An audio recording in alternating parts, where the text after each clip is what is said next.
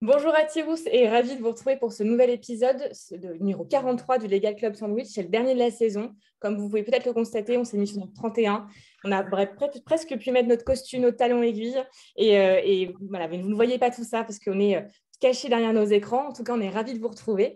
Cette émission, elle s'adresse à tous les membres de la communauté juridique et à tous ceux qui veulent passer un bon moment en notre compagnie et en celle de nos invités, tous plus exceptionnels les uns que les autres. Alors moi, je me présente, je suis Audrey Deléris, manager chez Fed Legal, le cabinet de chasse de tête juridique et fiscale, et j'y accompagne les groupes de l'industrie et des services, de la start-up au groupe du CAC 40 pour le recrutement de directeurs juridiques et fiscaux, ainsi que leurs équipes. Et je suis également la cofondatrice du FIT Network, French Lawyers in Tech, créé avec mon acolyte, le plus grand fan de Disney du monde entier, Pierre Landy, ici présent. C'est le réseau qui compte plus de 450 juristes en start-up et dans la tech. Et donc, comme vous le savez très bien, il y a Pierre ici présent et Lyndia Le Sauvage qui m'accompagne pour cette émission. Nous sommes tous les trois. Comment ça va, Lyndia et Pierre ? Ça va très bien, ravi de nous retrouver tous ensemble avec Laurent aujourd'hui. On a la chance d'avoir un invité incroyable que j'ai le grand honneur de connaître. Donc, je suis ravie et il va nous parler de choses super intéressantes que j'adore. Donc, voilà, je suis parfaitement heureuse. Et toi, Pierre, comment Bah, ça dis donc, elle est parfaitement heureuse. On voit que c'est la dernière de la saison. Alors, on est d'extrêmement bonne humeur, on vous prévient. Donc, j'espère que vous aussi prenez un petit cocktail parce qu'aujourd'hui, on est de très, très bonne humeur. Et avec Laurent, c'était sûr que ça allait être le cas. Alors, est-ce que vous voulez dire un petit mot, Lyndia et Pierre, pour vous présenter ? Oui, bien sûr. Je vais te laisser commencer, Pierre. Bon, écoutez, moi, je suis avocat au barreau de Paris. J'ai fondé l'Alliance ADCO, excusez-moi.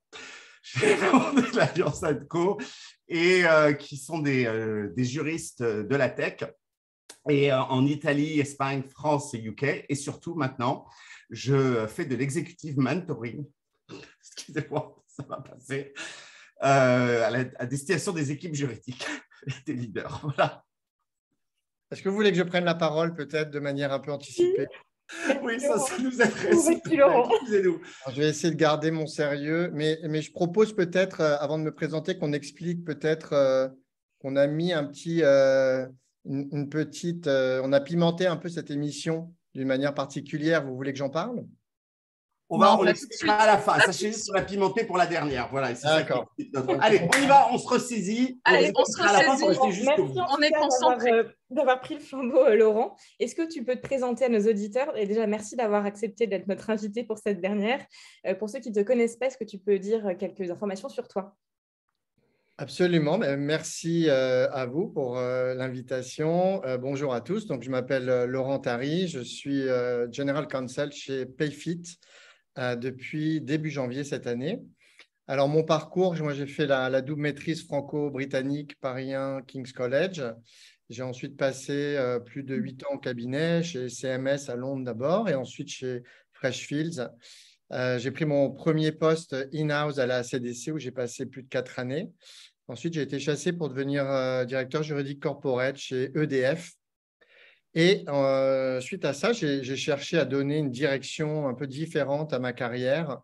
On va en parler en passant 5 années chez Amazon, puis chez AWS en tant que directeur juridique France Benelux.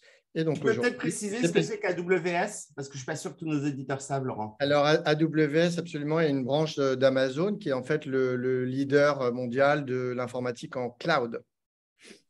Merci Laurent pour ta présentation. Là, aujourd'hui, tu veux nous parler d'agilité.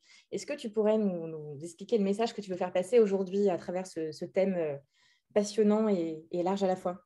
Oui, absolument, large. Donc, par où le prendre? Peut-être certains d'entre vous connaissent le concept du management agile qui est apparu au début des années 2000 et qui place vraiment l'humain au centre de l'entreprise. Si on part de ça, l'agilité, ça va s'articuler autour de plusieurs choses dont on va parler aujourd'hui. D'abord, donner du sens, le pourquoi des choses, la transparence, l'authenticité, qui est un thème qui me tient particulièrement à cœur, c'est-à-dire honnêteté, montrer ses sentiments, sa vulnérabilité parfois. Et enfin, confiance, écoute et savoir prendre des décisions. Donc, à partir de ça, l'agilité, ça passe d'abord, premièrement, par soi, introspection, recherche de sens, d'authenticité, etc., capacité d'écoute. Deuxièmement, l'agilité, elle doit être au service du business, puisqu'on est là pour servir un business. Et enfin, l'agilité, on va en parler, ça se construit, ça ne s'invente pas. Et ça se construit notamment à travers des process, de la gouvernance et un certain mindset, on va en parler. Voilà, je vais essayer de vous parler de tout ça. On a 2 heures, 2 heures et demie, c'est ça? Un tout petit peu moins, Ah. du coup. Je vais très exactement 28 minutes, mais ça va le faire. Ça va le faire. Alors, pour ne pas perdre de temps, justement, Laurent, on va commencer tout de suite et on va te demander comment l'agilité, elle passe d'abord donc par l'introspection, la recherche de sens, l'authenticité, l'écoute. Est-ce que tu peux nous en dire plus? Oui, absolument. Alors, autant il est important tout au long de sa carrière de construire son projet et donc d'avoir des objectifs d'évolution au sens large du terme et de faire un check-in régulier avec soi-même sur ses objectifs, autant il est également important d'accepter l'incertitude, l'aléa et le fait que la vie va nous présenter parfois des opportunités ou des situations qui vont peut-être challenger nos objectifs et la linéarité peut-être qu'on s'était fixé. Le challenge, ça va être d'être dans le bon mindset pour reconnaître ces situations, ces opportunités, faire les bons choix, transformer ce qui nous est présenté. Donc, c'est important, je pense, de garder l'esprit suffisamment large pour accueillir et savoir reconnaître ces opportunités. Un point ici, attention à ne pas être dans ce que j'appellerais la réclamation, on n'est pas à la brocante, mais plutôt à vous imposer, chercher à vous imposer d'une manière naturelle dans vos demandes, par exemple, auprès de votre employeur en termes d'évolution, par exemple. En général, si on a besoin de trop réclamer, c'est que soit on n'est pas encore au niveau pour, par exemple, une promo, soit on n'est pas vraiment complètement désiré là où on est. Et à ce moment-là, il faut agir. Ok, merci Laurent. Et à la Caisse des dépôts, tu as fait plein de choses extrêmement diverses en 5 ans. Elles sont venues comment toutes ces opportunités, hein? Tu peux nous expliquer un petit peu, hein? Oui, alors à la Caisse des dépôts, je dirais effectivement 5 années pratiquement ultra riches. Je pense que ça s'est fait parce que j'appellerais peut-être du hasard provoqué et transformé. Parce que je suis arrivé pour rejoindre l'équipe M&A qui, à l'époque, était quand même voilà, au sein d'une direction juridique assez statique, on va dire, avec pas de perspective d'évolution évidente pour beaucoup de personnes et finalement un parcours qui aurait pu être assez plan-plan, on va dire, même si c'est un petit peu négatif. Et en fait, ce qui s'est passé, c'est tout simplement rapidement, j'ai accepté de prendre un dossier un peu patate chaude qu'on m'a refilé quand je suis arrivé et j'ai accepté de le prendre et j'ai accepté le challenge, on va dire, et de regarder ce qu'il y avait derrière et ce que je pouvais en faire. Et en fait, il s'est avéré que ce dossier dont je suis parti portait sur voilà, une structure de fonds infrastructure et ce projet va déterminer en fait toutes les composantes principales de ce qui sera ensuite mon parcours à la CDC. Par exemple, ça m'a exposé aux problématiques de fonds. Du coup, le directeur international de la Caisse, qui un petit peu plus tard cherche quelqu'un pour des dossiers de fonds multilatéraux, va venir vers moi parce que j'ai fait ce dossier un peu par hasard. Au final, grâce à ça et grâce à lui, j'ai réussi pendant assez longtemps à capter un peu toute l'activité internationale de la CADC à l'époque, voyageant en Chine, Qatar, Abu Dhabi, Rome, etc.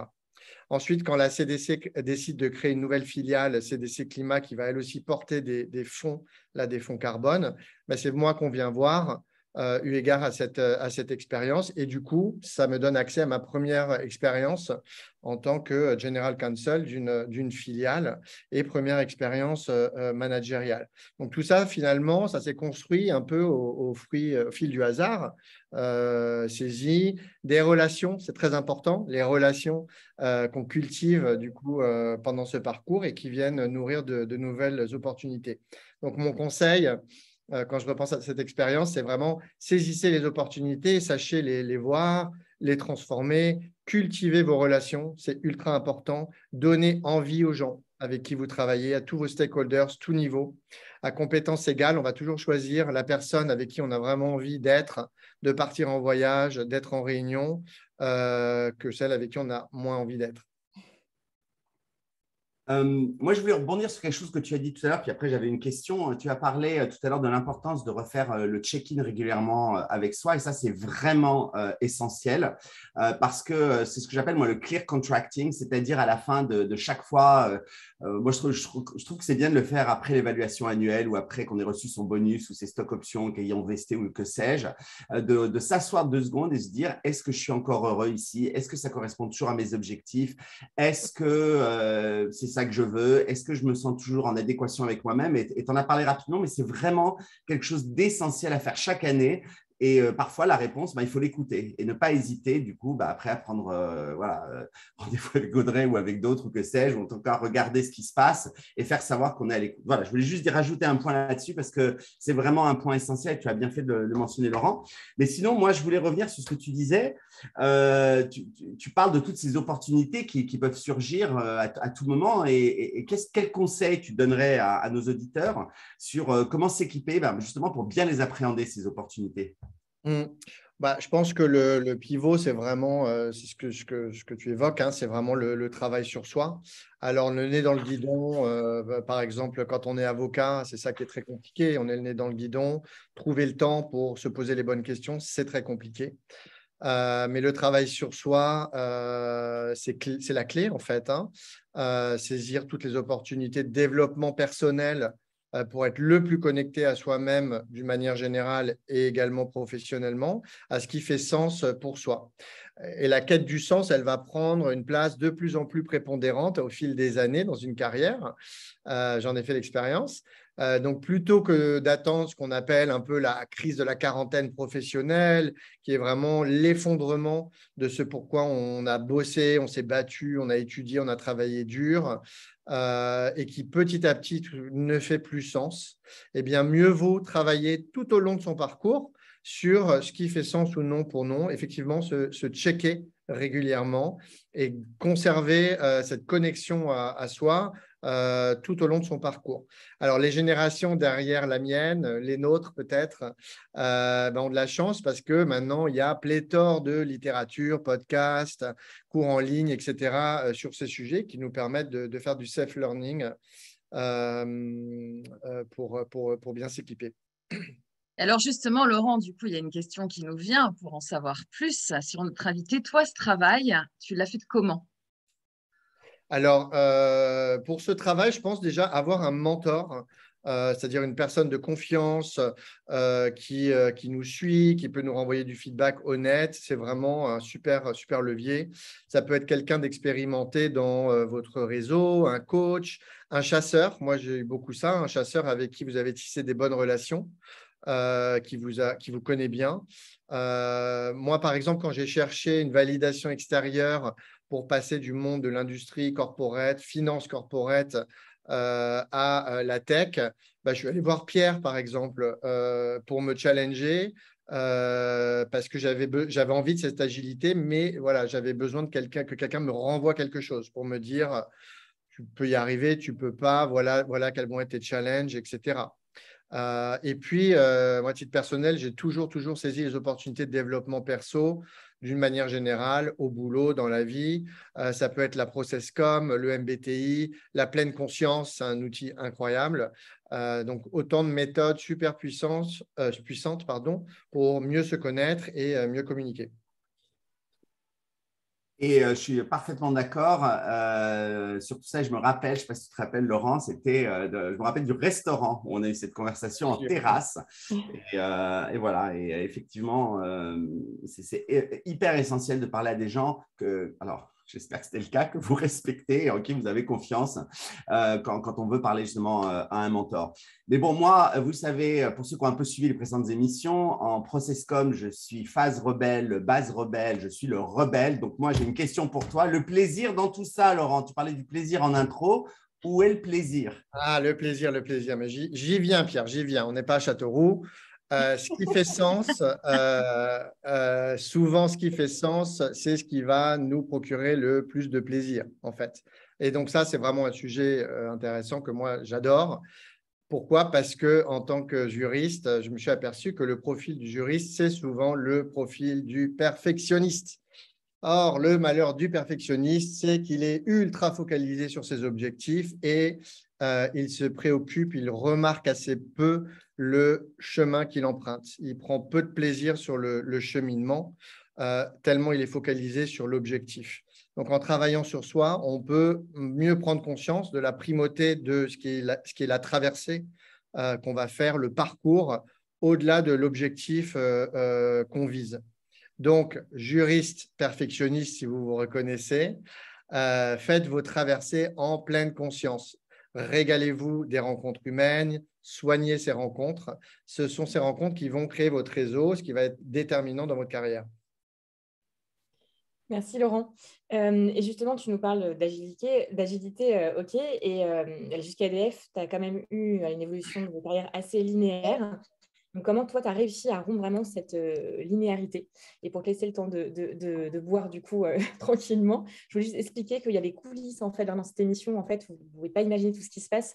Et voilà, Laurent du coup n'a pas le fond d'écran avec les sandwichs qui volent parce qu'on avait un problème technique. Mais heureusement, voilà, on voit Laurent avec son bel intérieur, ses moulures, ses beaux rideaux, ses fleurs. Ah oui. Donc, voilà.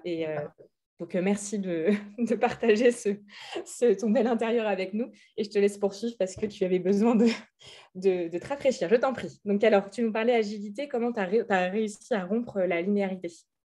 Oui, alors, les moulures et les fanfreluches, ce n'est pas essentiel pour l'agilité. Alors, le point ici, c'est effectivement que traditionnellement, les carrières en France en particulier, et en particulier dans les fonctions juridiques, sont assez linéaires. On est rapidement étiqueté et il est difficile de se défaire des étiquettes et d'évoluer en sortant de ce qui devient sa zone de confort. Très différent aux US et au UK. N'hésitez pas à briser ces limitations. Mon expérience chez Amazon, du coup, a été effectivement une révélation pour moi, puisque le postulat d'Amazon en tant que recruteur, c'est qu'un bon juriste avec les bonnes skills, hard skills, soft skills, peut exceller en tout. Et c'est comme ça qu'Amazon recrute. Et c'est grâce à ça que moi, j'ai pu me propulser vers des sujets vraiment totalement différents et pour la plupart que je ne connaissais même pas, dans des fonctions managériales, en passant d'EDF à Amazon. Et c'est vraiment, voilà, c'était une expérience vraiment enivrante. Après, il faut reconnaître que dans cette démarche, il y avait aussi une prise de risque qui était animée par une forte volonté de ma part de changement et de sortie de ma zone de confort. J'étais quand même chez EDF dans une situation ultra installée, confortable, dans des fonctions un peu prestigieuses, etc. On aurait pu se dire que j'étais un peu arrivé là où j'avais souhaité arriver. Et pourtant, en y étant, je sentais en puisant au fond de moi-même que j'avais d'autres aspirations. Même si EDF est une entreprise évidemment aux missions magnifiques. Donc, avec détermination, confiance en moi d'un côté, plus mon réseau de l'autre, j'ai fait ce saut et j'ai fait en fait émerger mon next job. Et ça a été la décision probablement la plus courageuse que j'ai prise, mais en fait la plus transformante pour moi professionnellement et personnellement.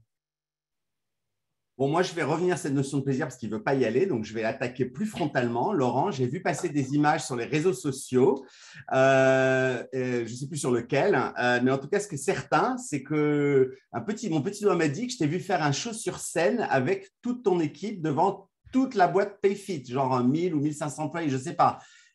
Carrément, donc c'est bon, tu as embarqué tout le monde, toute ton équipe et vous avez fait le show. Super équipe. Alors, j'espère qu'il n'y a rien sur les réseaux sociaux parce que je ne crois pas avoir validé le show sur les réseaux sociaux. Ah non, tu me l'as peut-être envoyé, mais bon, en tout cas, voilà. voilà. Mais en tout cas, j'ai Voilà. halluciné et voilà. Voilà. Alors, Les images dans le chat. effectivement, il est impatient, le Pierre, mais oui, alors j'y viens si tu veux. On arrive sur l'authenticité, Pierre, un sujet qu'on connaît bien, toi et moi. C'est-à-dire comment contribuer en apportant toute la palette de ce qui constitue notre personnalité, de toutes nos soft skills. Et ça participe aussi de l'agilité. Alors, c'est vrai, chez Payfit, on a eu notre séminaire en Espagne qui regroupait toute la boîte, donc plus de 1000 personnes le mois dernier. Et le timing pour mon équipe et moi était parfait puisqu'on était en pleine opération, je vais en parler après, de communication sur notre équipe en interne. Et du coup, moi qui aime monter sur scène, donc l'authenticité, qui chante depuis. Ah bon, Laurent, ouais, tu aimes la scène, Laurent. D'accord. Quelle surprise. J'ai poussé mon équipe à monter sur scène avec moi devant 1000 personnes, un peu chargées en paillettes et fanfreluches, pour un numéro qui a cassé la baraque. Donc, on était à la fois 100% en alignement avec nous-mêmes. En tout cas, je parle de moi avec moi-même. Et également au service de la boîte, puisque ce show s'est avéré être une méga opération de com pour l'équipe juridique, dont on nous parle tous les jours, plus un team building dingue pour mon équipe et moi, et qui nous a alimentés en énergie positive dont on s'alimente encore aujourd'hui. Après, au-delà de ça, deux choses intéressantes peut-être. Il y a un concept que j'aime bien utiliser, c'est celui des muscles hypertrophiés. Nos muscles hypertrophiés, c'est ceux qu'on utilise peu. Hypotrophiés, pardon, si je les inverse. Les hypotrophiés, c'est ceux qu'on utilise peu. Et ça, c'est un concept intéressant. On avance dans la vie et on réussit en utilisant nos muscles préférés qui constituent nos forces. Par exemple, un style de leadership particulier. Mais l'agilité, ça va être aussi la capacité d'utiliser les autres muscles pour aborder des situations de manière différente. Et enfin, quand on parle pour un juriste, quand on parle de muscles hypotrophiés, ce sont les domaines du droit qu'on ne maîtrise pas. Donc, mon conseil ici, c'est vraiment saisissez les opportunités de découvrir un maximum de domaines juridiques. C'est une grande richesse. C'est la clé à un moment pour accéder et exceller dans des postes de direction.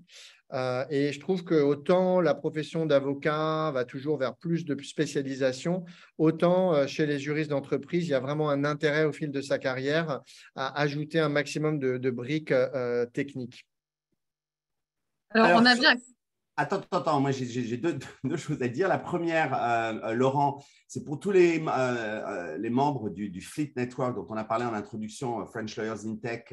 Eh bien, je les encourage. Trop souvent, ils ont tendance à aller dans des formations qu'on organise gratuitement avec des cabinets d'avocats dans des domaines qu'ils connaissent. Alors que moi, je leur dis exactement ce que tu dis, Laurent, c'est-à-dire allez voir des formations quand vous avez l'occasion sur le domaine que vous ne faites pas constamment. C'est important d'avoir ce vernis, de s'ouvrir, de faire travailler. Donc là, je suis à 150% aligné avec toi. Et le deuxième point, parce que moi, je l'ai toujours fait aussi lorsque j'étais chez EU pendant mes 15 ans de directeur juridique et notamment de la région IMIA, c'est cette authenticité avec ton équipe. Et effectivement, avec l'humour, que ce soit, alors vous avez chanté, chorégraphié, nous, on faisait des présentations qu'on travaillait à mort avec des vidéos, des photos, mais un truc à la fois humoristique et en même temps sérieux, etc., avec toute l'équipe. Et voilà, et de faire des trucs où on n'attend pas les juristes. Et ben, c'est comme ça qu'on capte l'attention, qu'on reparle de vous derrière. Et cette notion de personal branding, dont on a déjà parlé dans Club Sandwich, que ce soit à vous en tant que leader ou simplement toute l'équipe, est essentielle parce que globalement, on a envie de travailler avec des gens qu'on aime bien. Et si le business se dit, ces juristes, ce ne sont pas des bonnets de nuit, au contraire, ils sont les plus fous de la boîte, et ben, du coup, ils vont naturellement venir vers nous. Donc, c'est vraiment essentiel. Et vraiment, bravo à toi et à ton équipe, Laurent, d'avoir chanté, je ne sais plus ce que c'était, New York, je crois. Plein de choses. Mais plein de choses, mais c'était… soyons des oiseaux de nuit et pas des bonnets de nuit. Voilà. Oh, wow. Très, très… Elle est belle celle-là. Pardon, Laurent, je belle transition. Je t'écoute, Lindia, vas-y. Et alors, du coup, on a bien compris l'importance, Laurent, d'avoir de l'agilité dans sa carrière. Mais du coup, est-ce que tu as des conseils à nous donner, à donner à nos auditeurs pour bénéficier d'une telle agilité dans son quotidien, en fait, au travail? Hmm. Alors, ça passe par le business, hein. On ne peut pas réussir sans se passionner pour le business auquel on contribue. C'est un besoin quotidien que de comprendre la stratégie de sa boîte, la suivre, la voir évoluer et l'incarner, quelle que soit la position qu'on occupe en tant que juriste. Donc, le juriste agile va vraiment aider son business, non pas forcément à éviter les risques systématiquement, mais plutôt à prendre ce qu'on appelle des smart risks, qui sont des risques mesurés, contrôlés, et surtout dans les boîtes qui scalent, comme Payfit par exemple, et où la vélocité est clé. Donc, dans son aide à la décision, le juriste agile ne va pas se cantonner aux risques théoriques, évidemment, hein. Je rappelle que l'intelligence artificielle, très bientôt, va faire ça bien mieux que nous, mais de creuser le risque pratique. Et c'est là où ça devient hyper transformant pour le juriste et pour la boîte. C'est quelle est la probabilité d'occurrence d'un risque et aller au fond de cette analyse. Donc, ça nécessite d'analyser vraiment l'ensemble du contexte en jeu à 360 degrés, de placer le risque juridique dans tout son environnement d'une manière globale, sous tous les angles non juridiques. Là où c'est intéressant pour les juristes. Donc, communication, image, satisfaction client, langue commerciale, l'acceptabilité culturelle d'une offre, elle fait sens juridiquement, mais elle ne fait pas sens culturellement. Voilà, quand on travaille pour une boîte US, ça peut arriver. On trouve que c'est ridicule de faire ça en France, mais en fait, il faut le dire. C'est intéressant. On a beau être juriste, si c'est ce qu'on pense au fond de nous, il faut le dire. Donc, c'est là que le juriste sort des frontières du droit et devient un vrai general counsel. Mais quel que soit son niveau, on peut prendre cette posture, ce mindset, et être capable d'appréhender le risque en tant que leader et pas juste en tant que simple juriste. Donc, choisissez vraiment, si ça vous parle, des structures où le juridique participe pleinement à la décision et n'est pas un simple conseil accessoire parmi d'autres. Chez Amazon, par exemple, c'est la première fois que j'ai vécu de la prise de décision vraiment collective. C'est-à-dire qu'auparavant, je voyais une note du juridique adressée aux dirigeants, une note de la direction du risque, une note de la direction des finances qui convergeait vers une personne qui ensuite prenait sa décision. Chez Amazon, il y a une note. Il y a une note, il y a une recommandation, elle est collective et la note intègre le juridique, etc. Donc, on est tous obligés de s'entendre, de mettre nos réserves, etc. Mais on participe tous à la décision. Et ça, si ça vous parle, choisissez les structures qui vous permettent de faire ça. Enfin, dernier point hyper important, c'est qu'on a beau être agile, si le cadre de travail, les process, la gouvernance des projets ne permettent pas aux juristes d'impacter de manière agile, son impact va être vraiment réduit. Donc, ça varie en général en fonction de la maturité des boîtes. Et l'exemple des startups scale-up est intéressant. Ce sont des structures dans lesquelles, en général, la fonction juridique met du temps à émerger pleinement et a parfois un train de retard par rapport aux grands groupes. Et donc là, n'hésitez pas effectivement à impacter la gouvernance, impacter les process. Moi, j'ai plein d'exemples où mon équipe est allée vers le business pour dire vous avez des process dans lesquels il y a un besoin de juridique qui n'est pas intégré. Voilà notre recommandation, voilà où on veut être, voilà comment on va vous empowerer. Et c'est comme ça qu'on s'intègre. Et c'est un travail quotidien à chaque niveau dans l'équipe juridique. Vrai travail de communication. Ce que tu dis, Laurent, c'est vraiment très juste, d'autant que pour parler avec beaucoup de juristes au quotidien, on a beau être super agile, parfois la structure ne suit pas. Donc, c'est vrai qu'idéalement, si on peut choisir une structure où son agilité va être vraiment mise en lumière, c'est quand même mieux. Et alors, pour revenir vraiment sur ce que tu disais sur le positionnement à avoir en tant qu'équipe légale, nous, on a vu avec notre étude qu'on a réalisée avec Leeway, notre partenaire, donc avec Fleet Network, Fed Legal et Encolo, donc cette étude qu'on réalise une fois par an. Cette étude, elle nous montre qu'il y a un positionnement difficile à avoir pour le légal tel que tu nous l'as expliqué. Est-ce que toi, tu as des exemples vraiment très concrets et précis que vous avez mis en place chez Payfit qui permettent d'améliorer la visibilité du légal? Oui, parce que franchement, mon équipe a cartonné. Je ne vais pas trouver d'autres mots sur ce sujet. Je pense que quand on aime le juridique et quand on aime l'environnement de la tech, c'est quand même un challenge super intéressant d'aller un peu chercher et prouver sa légitimité. Chez Payfit, j'ai pris la direction d'une équipe qui avait déjà vraiment bien entamé ce travail de légitimité. Mais rapidement, après mon arrivée, on s'est rendu compte qu'il fallait se lancer dans un projet de repositionnement de la fonction juridique. Et on a commencé ça, on a fait ça en commençant par un travail d'introspection. On est parti de nous-mêmes. On est parti au bord de la mer, au bord de la belle mer bleue, réfléchir à qui on veut être, comment on se perçoit, comment on veut être perçu, c'est quoi notre why, notre how, notre what, notre mission, comment on veut que les gens parlent de nos contributions. On a déversé sur la table tout ce qui n'allait pas et tout ce qu'il nous semblait devait changer. Et ensuite, on s'est réveillé le lendemain en disant maintenant, on va prendre chaque pain point. L'acteur du changement, c'est nous. Et donc, en face de chaque pain point, qu'est-ce qu'on met comme action? Et on a défini un plan d'action qu'on est en train de décliner et sur lequel on se penche toutes les semaines dans nos team meetings et qui s'articule autour de 3 axes principaux. Bon, ça, c'était propre à nous. Premièrement, être à la table, c'est-à-dire s'assurer qu'on est dans les bons forums, dans les bonnes discussions, qu'on est là où on devrait être pour impacter. Ensuite, un autre axe qui est nous développer et nous faire entendre davantage et être plus vocaux sur nos besoins. L'équipe a appelé ça « Shining like a diamond », ce qui m'a bien plu. Et on a engagé ce qu'on appelle une démarche VTC, Virtuous Transformation Circle, sur toutes nos tâches. On va se poser à chaque fois pour dire « OK, on ne va pas juste résoudre la tâche, faire le travail, sortir le contrat, sortir d'un contentieux, etc. » On va systématiquement se demander, est-ce que derrière ça, il y a une transformation possible? Est-ce qu'il y a un process à mettre en place? Est-ce qu'il y a quelque chose à changer pour que la fois d'après, ça se passe différemment? C'est ultra puissant.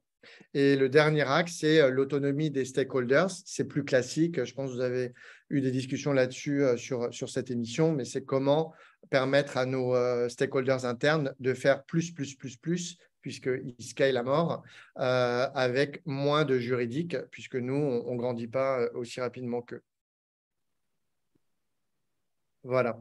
Bon, eh ben, écoute, c'est parfait. Alors, on arrive à la fin. Un petit mot final. Et ce mot ne peut pas être cucurbitacé, Laurent. Donc, fais attention. Pas celui-là. Je cherche. Vous allez comprendre rapidement l'allusion. Ouais, peut-être en point final, quelque chose d'important, vraiment un conseil, je pense, c'est soyez exigeant avec votre business et verbalisez vos besoins. Trop souvent, le juriste se plaint de ne pas être dans la boucle, de ne pas recevoir les demandes à temps, etc. Et une des premières questions moi, que j'ai posées à l'équipe en arrivant chez Payfit, par exemple, c'était « OK, jusqu'à présent, qu'est-ce qu'on a exprimé comme besoin ? Qu'est-ce qu'on avait pris comme exigence? Parce qu'il faut qu'on ait des exigences de notre part. Qu'est-ce qu'on leur a dit sur la manière dont nous souhaitons fonctionner? Et le business partnership, c'est souvent mis à la charge du juriste à 100% unilatéralement. On lui rabâche, il faut être business partner, mais encore faut-il que le business joue son rôle aussi et lui donne les moyens, l'inclut, l'implique. Et là-dessus, il faut être exigeant et bienveillant et bien communiquer ses attentes auprès de son business. Donc, soyez super strong là-dessus. Voilà mon mot final. Merci Laurent pour ce retour d'expérience, tes conseils et puis la sincérité avec laquelle tu nous as dévoilé tous ces conseils pour le coup. Je suis sûre que ça a beaucoup inspiré tous nos auditeurs. Et maintenant, il est grand temps de passer aux chroniques. On va commencer par la chronique de Lindia. Attention, jingle. Pierre, jingle. Oui, reste meuble, parce que j'étais en train de répondre à Lucie. Meuble, du coup. Pierre, jingle, j'étais en train de répondre à Lucie. On a eu quelques fous rires. C'est bon? Allez, hop, c'est parti, jingle.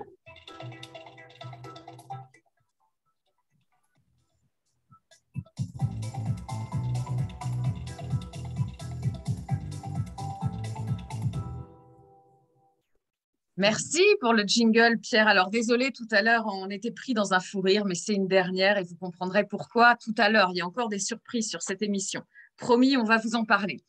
Alors, je n'ai pas pu me présenter, mais du coup, j'en profite quelques instants pour rappeler que je suis coach et formatrice en communication. Je travaille beaucoup sur la prise de parole en public. Et puis, tous les outils, notamment un outil dont a parlé Laurent, qui s'appelle la ProcessCom Model, avec lequel je travaille énormément, qui est un outil formidable. Et ça sera aussi le sujet de ma chronique. Et je fais beaucoup de team building et de cohésion d'équipe. Je rebondis là-dessus parce que Laurent en a beaucoup parlé et nous parle de l'impact que ça a dans une équipe. Évidemment, il ne faut pas attendre qu'une équipe aille mal pour faire de la cohésion d'équipe ou du team building. Donc, on en a fait quelques-uns avec Pierre, notamment, puisque je travaille avec Pierre pour certains clients et je vous en parlerai aussi dans ma chronique. Alors, voilà, moi, ce qui m'intéresse, c'est de travailler surtout avec la personnalité de chacun et ciseler la communication de chacun pour que on puisse être un bon communicant, et Dieu sait qu'on en a besoin, être un bon communicant avec une communication qui nous ressemble. Voilà, c'est ça le cœur de mon travail. Alors, pour revenir à la chronique du jour, depuis l'épisode 39, Audrey, si je ne me trompe pas, on a parlé de ProcessCom et j'ai présenté les 6 types de personnalités ProcessCom et on fait un focus sur chaque émission, ça c'est pour Laurent, avec différents types de personnalités. Aujourd'hui, le type de personnalité dont on va parler s'appelle l'analyseur. L'analyseur, c'est celui qu'on nommait avant le travailloman. La sémantique a changé. Cette année, en 2022, il y a eu quelques changements en ProcessCom, donc c'est important et moi-même, je fais attention d'utiliser le bon mot. Un petit rappel, la ProcessCom, c'est un outil de développement personnel qui s'appuie sur les travaux de recherche du docteur Tebi Keller, un homme formidable. Et j'ai un cadeau pour vous d'ailleurs au sujet de Tebi Keller que je vous offrirai à la fin de l'émission. Ce modèle, c'est une typologie comprenant donc 6 types de personnalités dont nous disposons tous de façon plus ou moins développée. Et on les développe plus ou moins au cours de notre vie. La combinaison des 6 types dans notre structure de personnalité s'appelle un profil. Le questionnaire ProcessCom Model nous permet on remplit toute une série de questions, permet au coach d'avoir les résultats. C'est traité par des algorithmes qui ont été mis au point en collaboration avec la NASA, ce dont je suis très fière, et la NASA continue d'utiliser le modèle ProcessCom. Et notre ami Thomas Pesquet, normand, donc c'est pour ça que je le cite, utilise également la ProcessCom pour ses missions que vous avez sans doute suivies. Alors, je reviens sur l'analyseur. Souvenez-vous, quand j'ai présenté dans l'épisode 39, Audrey, l'analyseur, c'était la chroniqueuse qui s'appelait Mathilde. L'analyseur, c'est à peu près 25% de la population. On considère à peu près 3/4 d'hommes dans la population analyseur et 1/4 de femmes. Alors, la perception, les caractéristiques de l'analyseur, c'est qu'ils perçoivent le monde à travers le filtre des pensées factuelles. Il faut que ce soit concret, il faut que ce soit chiffré, il faut que ce soit daté. Ça, ce sont des informations hyper importantes pour l'analyseur. C'est quelqu'un dans ses points forts qui est logique. Voilà.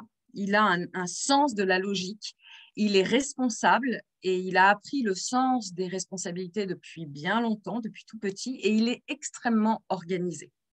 Et je vous raconte une petite anecdote. L'analyseur n'aime pas du tout, mais du tout l'imprévu. Une vraie base analyseur n'aime pas du tout l'imprévu. Il y a quelque temps, j'ai fait un off-site avec Pierre, une société dont je tairai le nom, et on avait sur place un chef, un chef étoilé qui nous a fait beaucoup rire, Pierre, parce que on a effectivement fait l'hypothèse qu'il avait une base analyseur. On le voyait cuisiner, c'était magnifique ce qu'il faisait. Mais alors, dans ses recettes, s'il avait 3 endives ou 3 carottes, c'était vraiment, il n'allait pas en mettre une 4e. C'était insupportable pour lui de mettre plus que le légume prévu. Et on le voyait faire avec Pierre, on lui disait, mais pourquoi tu n'utilises pas celle-ci aussi? Il nous disait, non, dans la recette, il y a 3 carottes, 3 endives, vous êtes en train de me turlupiner. Voilà ce qu'il nous disait avec Pierre. Et on a énormément ri, c'était hyper drôle. Et avec Pierre, on s'est dit, voilà, ça, c'est la base analyseur, proprement dit, maniaque. Presque sur contrôle aussi. Alors, je sors de mon anecdote et je reviens dans les points forts, logiques, responsables et organisés. Il n'aime pas l'imprévu. Si vous reconnaissez autour de vous une base analyseur, n'allez pas sonner à sa porte au dernier moment sans le prévenir parce qu'il vous dira de toute façon qu'il avait autre chose de prévu et vous ne serez pas le bienvenu à ce moment-là. Il n'aime pas l'imprévu. Et sa question existentielle est « suis-je compétent ?» D'où ce besoin en fait d'être reconnu pour son travail. Ça fait partie de ses besoins existentiels. Besoin d'être reconnu pour son travail, d'être bon dans ce qu'il fait. Donc, ça veut dire aussi avoir besoin de feedback. Il a besoin qu'on lui dise que ce qu'il fait est bien ou pas et comment l'améliorer. Ça aussi, tu en parlais, Laurent, tout à l'heure. Le premier degré de stress des bases analyseurs, quel comportement on voit chez ce type de personnes, il pinaille, il surdétaille, comme on l'a vu avec notre chef étoilé tout à l'heure. Il pinaille, il surdétaille. Il se sent contraint à être parfait. Il a du mal à déléguer puisque je vais perdre mon temps en fait à expliquer à Audrey ce que je dois faire autant que je le fasse moi-même. Voilà, ça c'est un peu un comportement observable sous stress de premier degré. Sous stress de deuxième degré, ce qu'on appelle le mécanisme d'échec en ProcessCom, il est dans le surcontrôle. Je vérifie tout passe par moi, donc je me surmène. J'arrête de déléguer parce que inconsciemment, c'est moi qui sais faire. Voilà, donc du coup, c'est assez terrible pour une équipe, évidemment, de voir un manager en surcontrôle qui arrête de déléguer parce qu'on se sent un peu mis de côté et en retrait. C'est des particularités sous stress de la base analyseur. Donc, comment on se connecte à ce type de personnes? Vous en connaissez évidemment que chez les juristes, il y en a, mais il y a de tout chez les juristes. Hein. Il y a du rebelle, il y a de l'empathique, il y a de tout, bien évidemment. Mais il y a un côté perfectionniste qu'on retrouve bien souvent, qui est le mauvais côté, si je puis dire, de l'analyseur. Alors, comment on se connecte à lui? On va droit au sujet à traiter, puisqu'il aime être efficace, il n'aime pas perdre son temps, donc on va droit au but.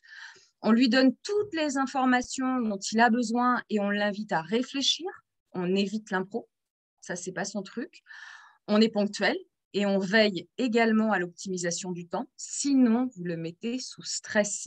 Donc, soyez vigilants là-dessus. Je vois Audrey qui réagit et je sais pourquoi.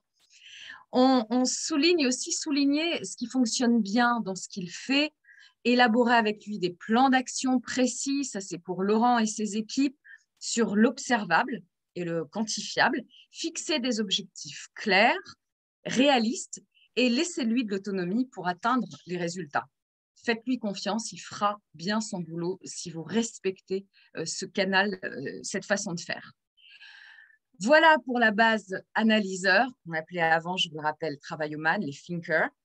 Est-ce que vous avez identifié autour de vous des bases analyseurs? Et je vais poser la question à Audrey. Oui, tout à fait. Quand tu nous expliquais par le passé, dans d'autres chroniques, on pouvait avoir en effet différentes composantes. Il est vrai que je pense qu'on s'est tous reconnus dans chaque profil. Donc là, il est possible en effet que je me sois reconnue, que j'ai reconnu plusieurs personnes autour de moi. Oui, tout à fait. D'accord, très bien. On n'oublie pas qu'on est un ensemble des 6 types de personnalités, mais qu'on a une base sur laquelle on s'est construite, qui s'est solidifiée vers l'âge de 7 ans. Et peut-être que si l'un d'entre vous, je suppute une personne, a une base analyseur, et ce n'est pas Laurent ni Pierre, a une base analyseur, ça veut dire que votre canal de communication passe par cette base, du concret, du factuel. Est-ce que j'ai été assez claire dans ma chronique? Parfait. Je ne pas, Pierre. Oui, ça va? Alors, j'ai un cadeau à vous faire, comme je vous l'ai dit, puisque c'est la dernière. Pierre va intégrer dans le chat une vidéo du docteur Tebi Keller dont je parle et que j'admire tellement, puisque c'est lui qui est à l'origine du modèle ProcessCom. Il se trouve qu'en tant que coach certifié, on a droit à une conférence avec lui chaque année. Et la conférence a eu lieu dernièrement le 16 juin. Il est formidable, il est passionnant. Et du coup, j'avais envie de vous mettre cette interview, cette vidéo en lien en commentaire pour ceux qui ont envie d'en savoir plus. Et en tout cas, de découvrir l'origine, le fameux docteur Tebi Keller. C'est mon cadeau pour la saison numéro 4. Merci beaucoup, Lydia, pour ce cadeau et pour cette chronique. Et maintenant, nous allons passer à la chronique de Pierre, qui a lui aussi son jingle. À toi, Pierre.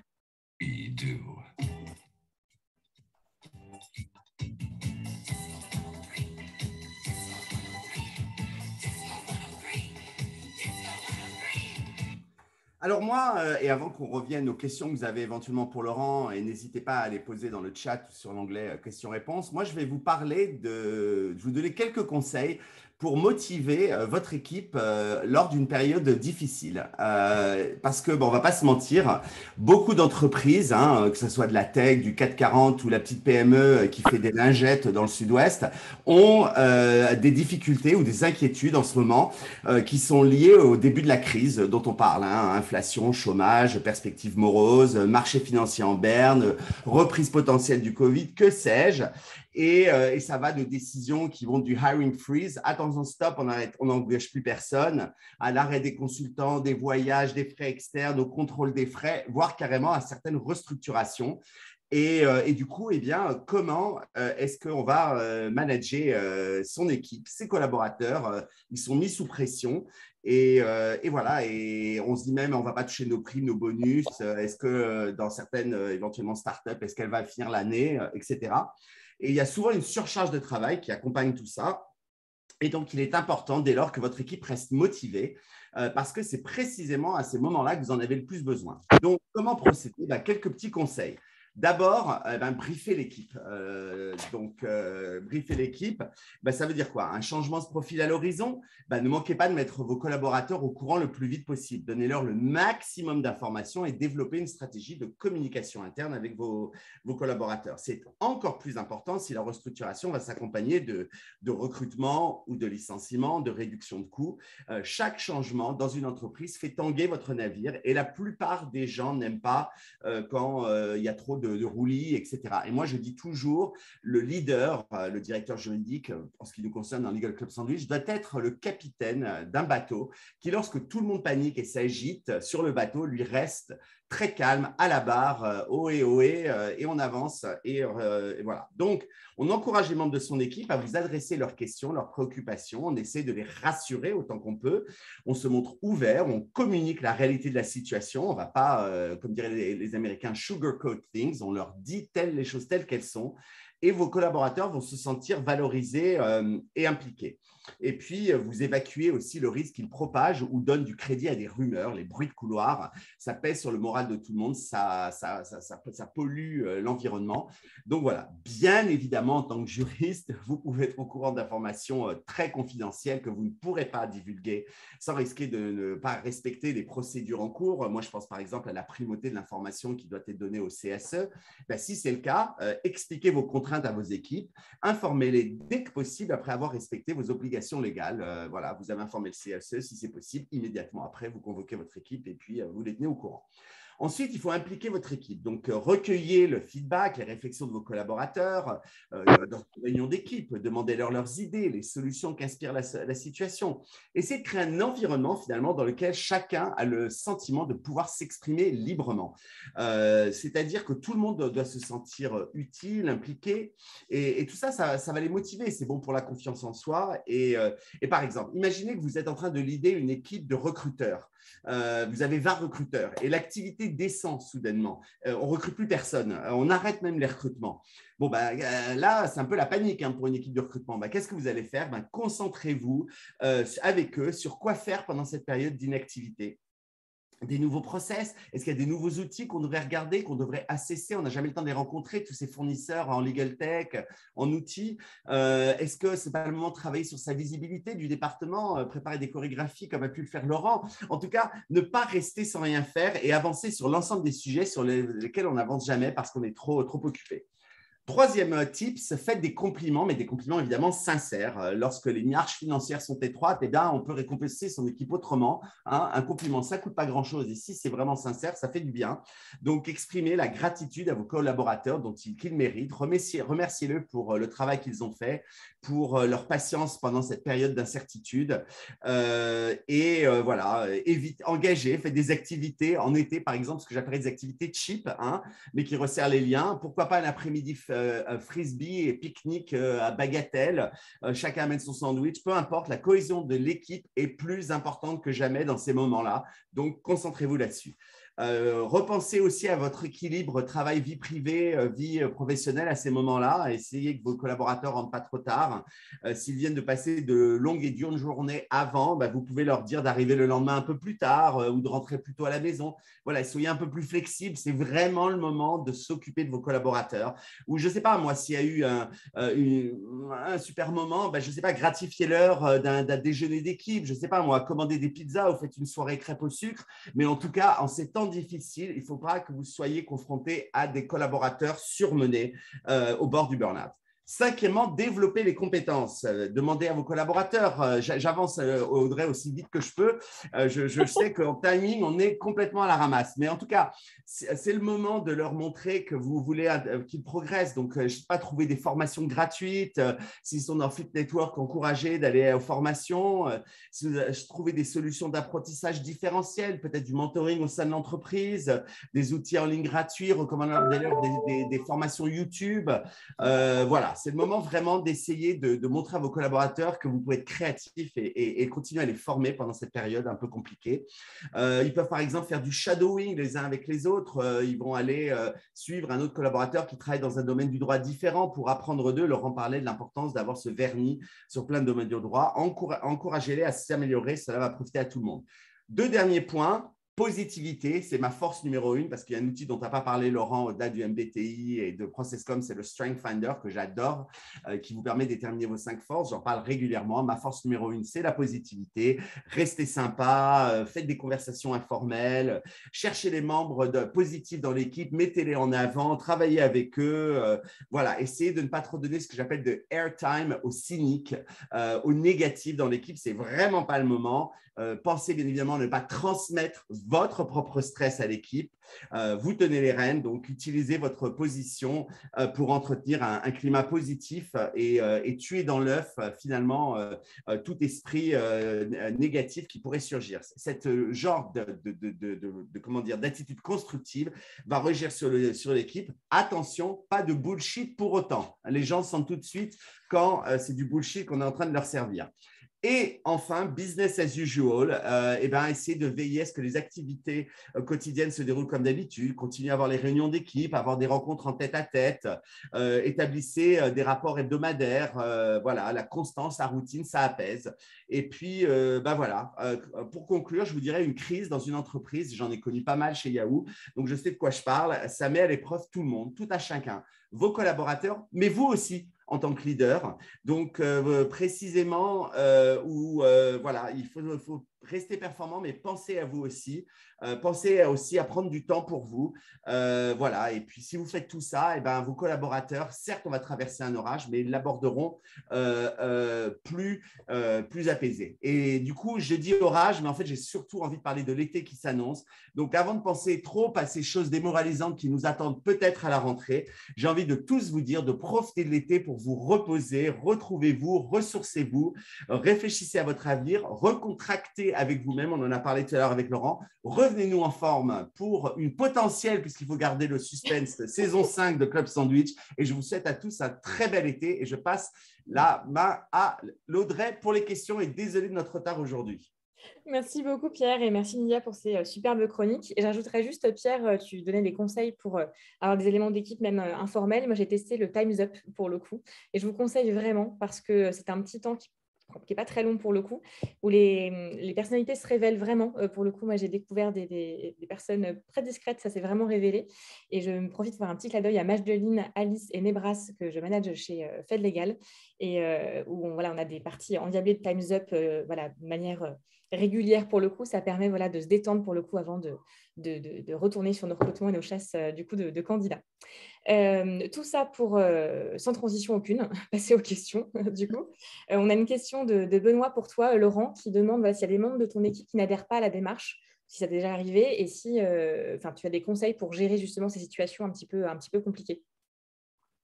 Alors, j'imagine que la démarche, on parle de notre plan de transformation et pas de la chorégraphie devant 1000 personnes.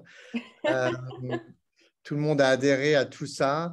Non, plus sérieusement, sur le plan de transfo, en fait, c'était vraiment… bon, évidemment, je pense que le leader de l'équipe doit impulser quelque chose, mais ensuite, très, très rapidement, ça doit être une démarche qui est vraiment collective et qui doit appartenir à l'équipe. Donc, moi, je n'ai rien dicté, on va dire, autre que prenons 2-3 jours ensemble dans un lieu autre que le bureau pour réfléchir à tout ça.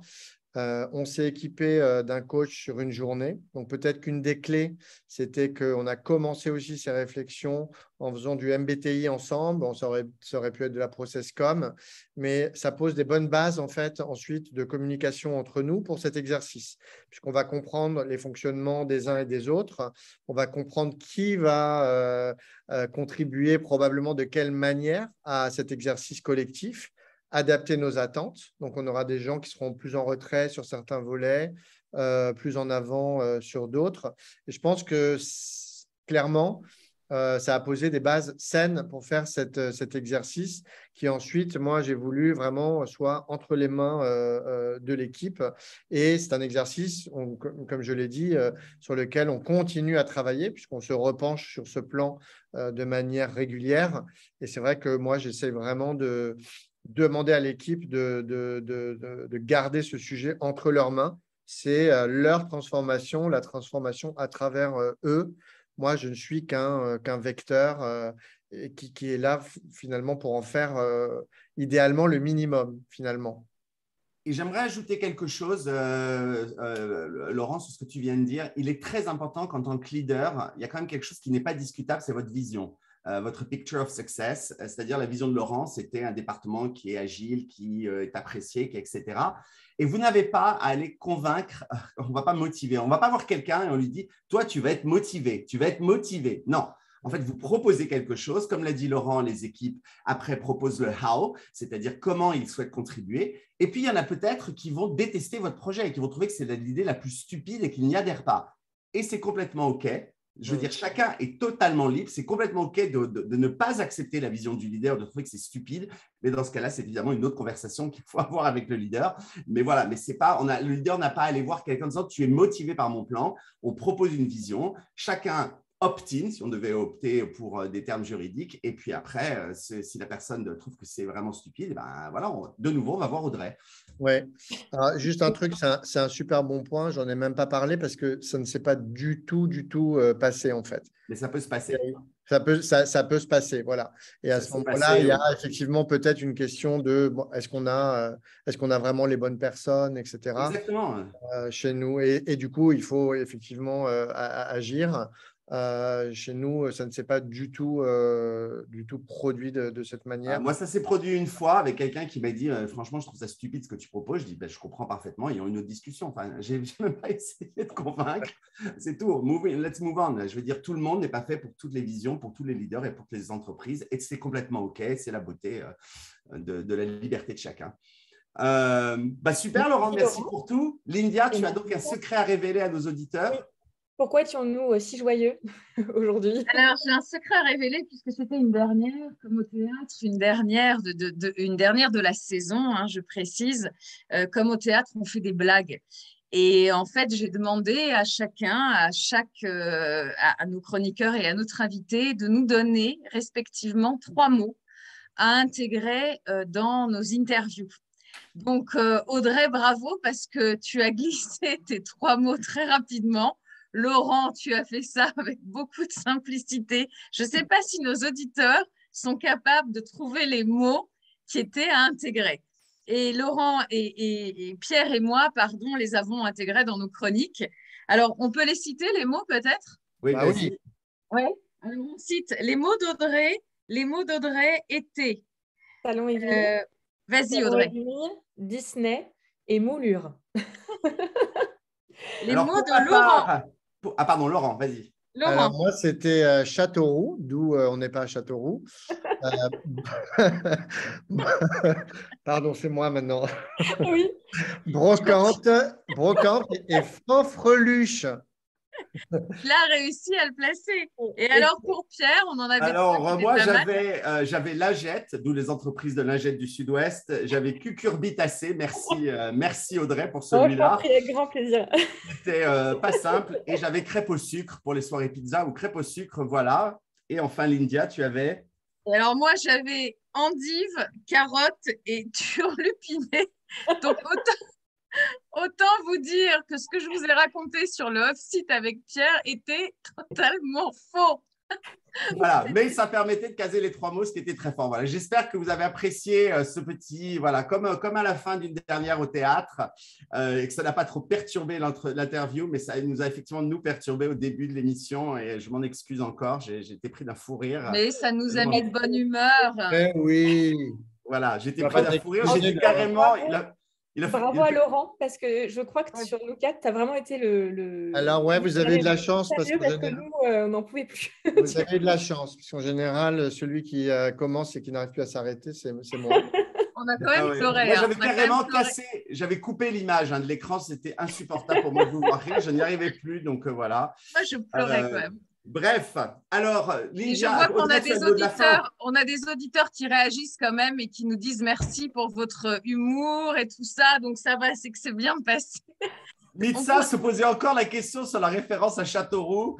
Il y avait de quoi, effectivement. Et sur le chef étoilé qui est maniaque avec ses endives, tout ça était archi beau. faux. Oui, mais bravo en tout cas. N'empêche Bravo c'était un bon exemple du perfectionniste, cela dit. Donc, Eh Audrey, bien, le mot il est de la temps fin. de remercier du coup Laurent. Merci d'avoir été le dernier invité de cette saison 4. Du coup, un grand merci. Merci à Lindia et Pierre parce que vous êtes de super co-chroniqueurs et c'était encore plus vrai dans cette émission avec ce gros défi à relever. C'était un peu stressant, donc merci Lindia, mais on s'est beaucoup amusé. Donc merci beaucoup. Et on est ravis de vous retrouver à la rentrée. Est-ce qu'il y aura une saison 5, Pierre ? Il y aura bien évidemment une saison 5, mais comme à chaque fois, on fait 3 mois de hiatus. Vous savez, on fait 3 mois où on est là, 3 mois où on n'est pas là pour créer le désir. Donc, vous nous retrouverez probablement début octobre, le temps de remettre les enfants à l'école et moi, mon chien au dog walking. Et donc, voilà, normalement, début octobre, il y aura tout ça, il y aura les teasers. Vous aurez tout sur tous les réseaux qui se respectent. Eh bien, un grand merci Laurent, merci Lindia, merci Pierre, merci à tous et on vous souhaite un très très bel été. Il est temps de passer au jingle. Absolument, un très très bel été à tous bientôt. Et à bientôt, à dans quelques mois, quelques semaines. À bientôt, merci Laurent.